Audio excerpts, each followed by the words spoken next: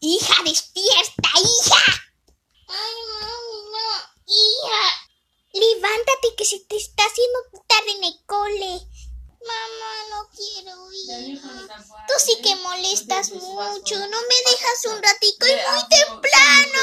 Temprano que de nada. Tienes que ir a la escuela, ¿no crees? Ok, yo. Mamá no me deja quedarme en la cama. Ay, bueno, hora de ir a la escuela, mamá. Sí, cariño, hora de ir a la escuela, vas a llegar muy tarde. Bueno, ve a prepararte y todas esas cosas y nos vemos en la escuela, hija. Eres muy obediente.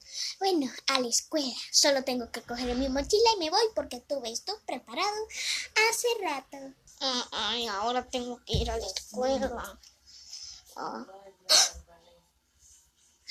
¿Qué? ¡Ay, por Dios! Son las 7 y me tengo que preparar. Me tengo que irme. ¿Dónde está mi mochila? ¡Mamá! ¡No me aprieta la mochila! ¡Me tengo que ir! ¡Me tengo que ir! ¡Voy a llegar muy tarde! Hija, ¿no vas a cenar?